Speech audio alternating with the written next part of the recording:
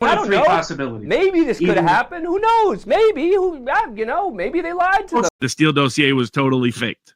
And then it was just made up by rumors by random people sitting in a bar just making stuff up. That's exactly what it was. People are like, that can't be true. Our intelligence agencies don't operate that way. I remember debating all these quasi-hack lawyers from Lawfare and elsewhere online saying that they didn't follow FISA. That they're like, no, you don't understand how hard it is, Barnes, to get a FISA warrant. No, that's to meet a high standard of probable hogwash. Now we all know they lie. They all lie. All those people should be embarrassed. All those journalists who won Pulitzer Prizes should be humiliated. Dan Abrams, hey, you can send me your apology next week, Dan. Dan was sitting there debating me back when I was writing for Law and Crime, his publication, and about Russiagate early on, because I wrote, people can look it up in case, Barnes is making it up. I wrote in January of 2017 about this, February of 2017, again, March of 2017. And Dan Abrams was agitated because he was like, you don't understand, this Alpha Bank story is a real big story. We got to figure this story out. That dumb bastard fell for that crap. So it's all these people, everybody who ever vouched for Russiagate is a joke in terms of, if you're a journalist, if you're a lawyer, if you're one of these high profile, you pretended to use your expertise to vouch for it, then you're a crock. You're an embarrassment. You wrote an article on Law News, which was, the headline was, there could be serious legal problems if the Obama administration is involved in illegal surveillance. And I want to ask you a couple questions about this, because I read this piece on our site, and I was thinking, there's so much rank speculation in this piece that I don't know how he is, as a lawyer, sort of putting this together beyond sort of wishful thinking. And let me read a paragraph from your piece, and I'll let you explain it. You say, you describe it as Obamagate. You then say, here are the problematic aspects of the Obama surveillance on Trump's team and on Trump himself. First, it's not apparent FISA could ever be invoked. Second, it's possible Obama's team may have perjured themselves before the FISA court by withholding material information essential to the FISA court's willingness to permit the government surveillance. And third, it could be that Obama's team illegally disseminated and disclosed FISA information in direct violation of the statute precisely prohibiting such dissemination and disclosure. This seems like the ultimate in ifs, maybes, and could-bes without any evidence to back it up. Essentially, at this stage, it is speculative. And what we have reports from the New York Times that say that there were intercepted calls of multiple Trump campaign officials. There's articles on the Washington Post about the FBI asking the NSA to monitor or keep communications that recorded conversations with Michael Flynn. There's Heat Street and BBC and The Guardian, which all have reports out there. What we don't know is if any of these media reports are accurate.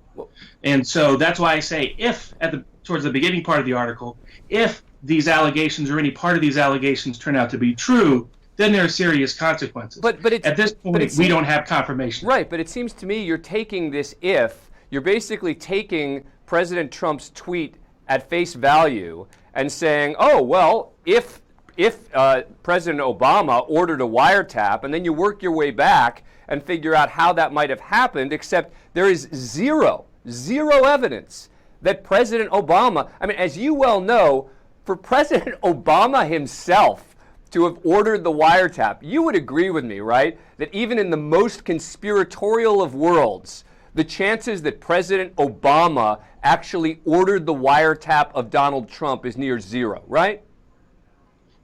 I agree with that. I agree that there's very little chance that President Obama was personally involved at the level to where he's signing something himself. But of course, that's true for most of the things that happened under the Obama administration. Right. So I think it's one of those circumstances where you can take Trump seriously without taking him literally, that he's referencing the Obama administration as much or more so than Obama himself individually. At least that's how I interpreted it. All right. So I love this notion of taking President Trump seriously, but not literally. The President of the United States, we shouldn't take literally. But at least it's an honest assessment of a way to somehow justify this. But so let's assume it's the Obama administration, right, who's gone to the FISA court. What evidence is there possibly that the Obama team may have perjured themselves? Where do you get this from? Sure. It is basically, it's if they got a FISA application, right. There's not enough evidence out there to suggest how they could get such an application honestly. And so the potential perjurer aspect of the case would be if they misled the FISA court, like after they were denied in July, assuming that sequence of events that's been reported in various newspapers is true. They're denied in July. They go back in October. In July, they disclose Trump's name. In October, they don't. And the question is, what did they tell the FISA court when they went back in October? Was it the same FISA court judge? Was it a different FISA court judge? Did they let them know, oh, by the way, we made a prior application and it was denied probably for this reason, but this investigation involves the same issues? Or did they not include that information? Did they materially omit information? But I agree at this point we don't know all the facts, but it is a risk of what took place given what information is out there in the public domain. But isn't it then almost reckless for you to speculate about this with zero evidence? And honestly, reckless of us to have published this without any evidence at all? I don't think so. Essentially, there's one of three possibilities. Maybe this could have happened. Who knows? Maybe. Maybe they lied to them. Sure, but we're relying on the New York Times actual report, which said the Obama White House was directly involved in all of this. That was the New York Times. So it may be the case the New York Times is fake news, but assuming the New York Times was being accurate, then relying upon that, it raises serious questions of whether criminal activity took place, far more credible allegations and far more well-documented issues than is the case involving the smear campaign against either Attorney General Sessions or President Trump in this Russia collusion nonsense. Well, wait a second.